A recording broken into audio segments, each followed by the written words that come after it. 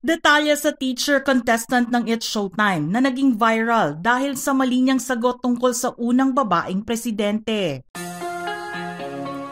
Pinag-usapan at naging viral ang isang episode ng bagong game segment ng It's Showtime na Throwbox noong nakaraang linggo, September 19, 2024. Matindi ang naging diskusyon dito ng mga netizens dahil sa dali ng tanong ng program host na si Ami Perez sa halagang 15,000 pesos sa ilalim ng taong 1937 category. Pero naging mainit ang reaksyon ng mga manonood sa naging kasagutan dito ng manlalaro na napag-alaman na isa palang guro.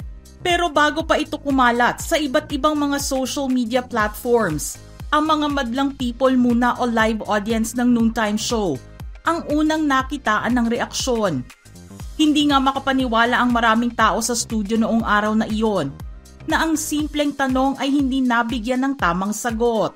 Ang tanong kasi ni Ami, sino naman ang unang babaeng naluklok bilang presidente ng Pilipinas? Ngunit bago makarating sa pangunahing katanungan, sinamahan nila ito ng trivia na akma sa 1937 category. Noong April 30, 1937, isang plebisitong nilahukan ng halos 600,000 Filipinas ang ginanap para sa pagboto ng kababaihan. 44,000 ang against suffrage at higit 500,000 naman ang gusto.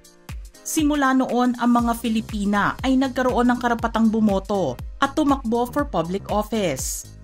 Binigyan naman ng 5 seconds ang contestant na si Tony para maibigay ang kanyang sagot.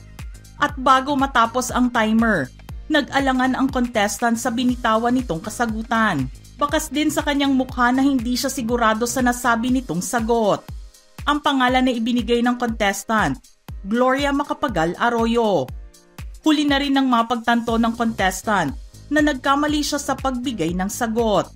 Ang mga host na sina Jong Hilario at Ami Perez ay hindi nakitaan ng anumang kakaibang reaksyon sa kanilang mukha at nanatiling kalmado lamang. Nang tanungin nila ang audience kung sino ang tamang sagot, napasambit ng sorry ang contestant. Subalit ang guest co-host nila na si Divine Tetay na nag-i-impersonate kay Chris Aquino ay hindi makapaniwala sa kanyang narinig.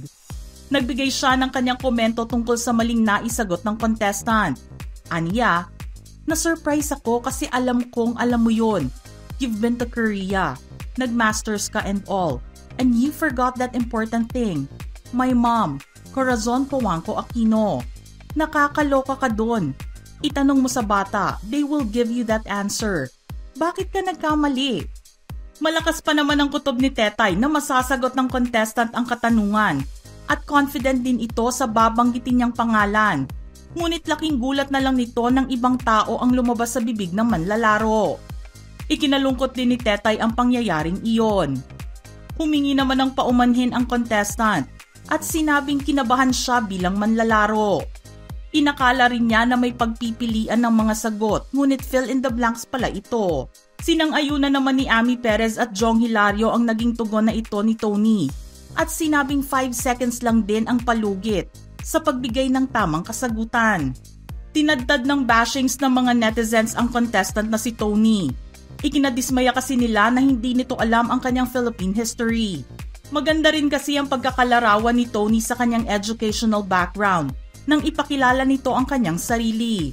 Sinabi niyang siya ay nag-aaral ulit at katatapos lang niya nitong 2024 at nagpapatuloy sa kanyang doctorate degree. Sinabi rin niya na nag-aral siya ng college sa St. Pedro Poveda College. Ibinida rin niya na ipinanganak siya sa Korea, sa Gyeonggi Province. Nagpa-trivia din si teacher contestant Tony at sinabing naging kinatawan siya sa isang research conference sa Seoul National University noong nakaraang taon. At isa itong malaking oportunidad sa kanya dahil siya lang din ang nag-iisang Pinoy na nakasali doon. Ang isa pang trivia na binitawan ni Tony ay ang pagtuturo niya noon ng literature at English. Actually, I've been a teacher for 8 years. Subalit para sa mga nakapanood, sinabi nilang ipinagyabang lamang ng contestant ang kanyang achievements. Pero mali naman pala ang isasagot niya sa napakadaling katanungan. Sari-saring mga komento ang nabasa sa post ng mga netizens sa social media. Ani ng mga netizens, kilala na kung sino ang ibinoto noong mga nagdaang eleksyon. Yan ba yung nagmasters? Inuna pa kasi yung kayabangan. Kaya naman pala, dami niyang hanash. Kahit hindi naman tinatanong, dami sinasabi. Minsan less talk, less mistake. Mental block?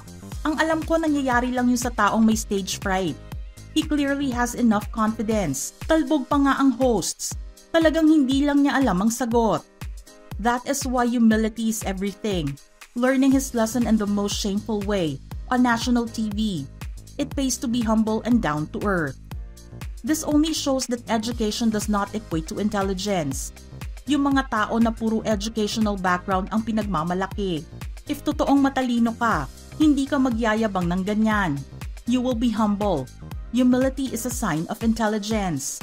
Isa rin ang gurong si Hector Panti sa mga nag-react sa segment na iyon ng It's Showtime na nagtuturo ng science and research subjects sa senior high school ng Perpetual Help National High School sa Iriga City.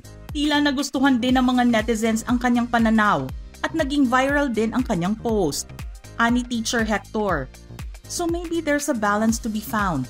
Confidence in what we've achieved is great, but let's pair it with humility and an understanding that nobody is perfect. Instead of bashing someone for a mistake, let's recognize that accomplishments and flaws can coexist. Dahil sa dami ng bashings na nakuha ni Tony sa pagsali niya sa throwbox ng It's Showtime, minarapat naman niya na i-ere ang kanyang panig. Isang video message ang inilabas niya sa kanyang social media page. Aniya, nakakalungkot lang kasi we are still in the era of making mistakes. Like one mistake about it, and it will sum up who you are. Sana naisip nyo na, what if you were in that position? Na yeah, that's a very basic question. But dumadaloy sa'yo yung pressure, so hindi ka makakasagot talaga. It's really saddening for people na yung mistake na yon. It will really be against you. I will continue to be a better person. I will continue to be a better version of myself. I will continue learning. I will continue working and researching. Yes, again, I made a mistake. But it doesn't mean I will just be there. Dumating naman sa depensa ng teacher contestant ang direktor at dating PBB housemate na si Fifth Solomon na naglabas ng kanyang saloobin tungkol sa sinapit ni Tony sa kanyang paglalaro sa noontime show. Ani Fifth, yung video ng guro na nagkamali ng sagot sa Showtime. Nakakaloka ang bashers. Parang sa panahon ngayon bawal na magkamali. Sumali siya ng game show, kinabahan, o baka di niya talaga alam ang sagot kasi di siya perfect tulad nyo. Proud siya sa sarili niya. Why not? It's okay to be proud of your achievements and yourself. Sa mundong gusto kang magkamali, sino pa ba ang mag-aangat sa sarili mo, di ba? I'm sure ikaw din nagkakamali sa araw-araw ng buhay mo. And sure din ako, gusto mo rin maging proud sa sarili mo. Mga ka-showbiz peeps, gusto naming marinig ang inyong reaksyon sa ating istorya ngayon. Just send your comments below.